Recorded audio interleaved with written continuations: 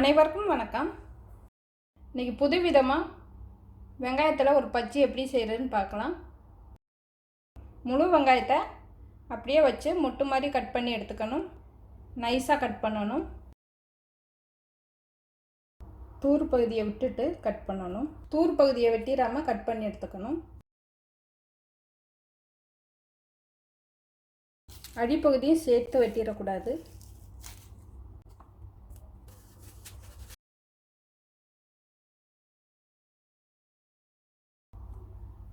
இந்த மாதிரி நைஸாக கட் பண்ணிட்டு வரலாம்.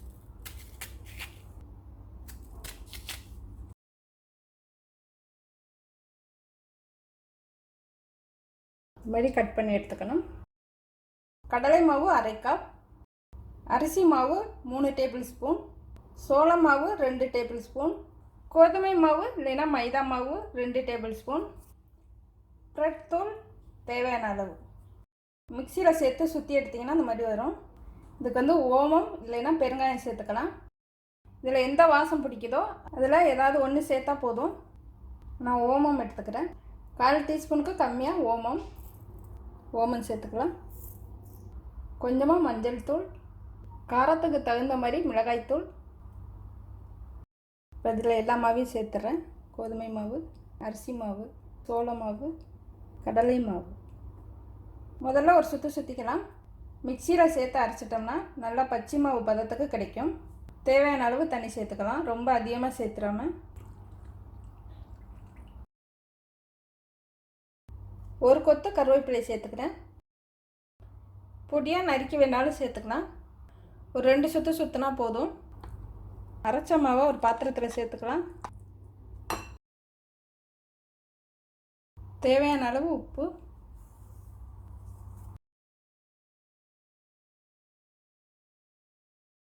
இட்லி மாவு பதத்துக்கு அரைச்சி எடுத்துக்கலாம்.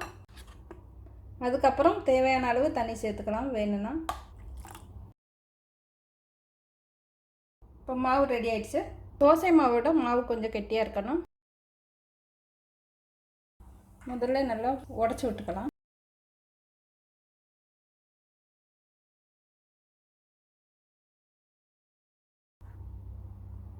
உடஞ்சிராமல் முக்கி எடுக்கணும்.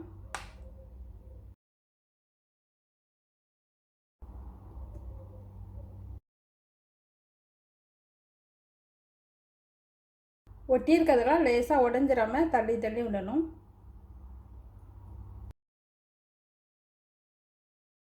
இப்போ இதில் வந்து பிரெட் தூள் சேர்த்துக்கலாம். இது இல்லைன்னா அப்படியே பொரிச்சு எடுத்துக்கலாம். இப்போ தூளில் பரட்டி எடுத்துக்கணும். இதே மாதிரி எல்லாத்தையும் நினச்சி எடுத்துடணும்.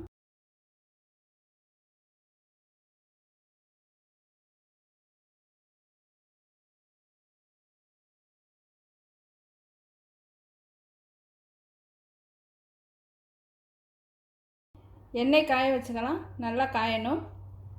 வெங்காயத்தோட உயரத்துக்கு இந்த எண்ணெய் அளவு இருக்கணும். அதனால் சின்ன பாத்திரத்தில் சேர்த்து ஒன்று ஒன்றா பொரிச்சு எடுத்துக்கலாம்.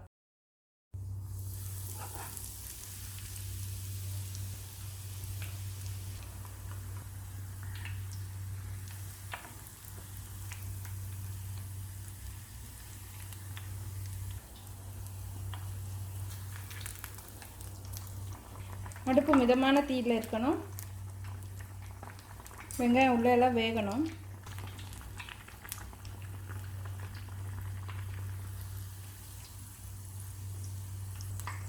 நல்லா மொறுன்னு வெந்ததும் எடுத்துடலாம். இதை எடுத்துடுறேன். பிரெட் தூள் சேர்க்காம வெறும் பச்சை மாவில் மட்டும் சேர்த்தது.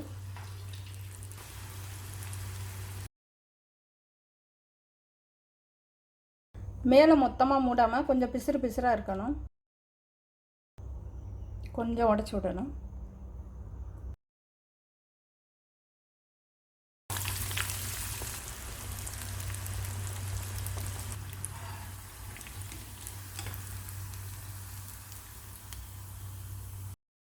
வெங்காய பச்சி ரெடி ஆயிடுச்சு.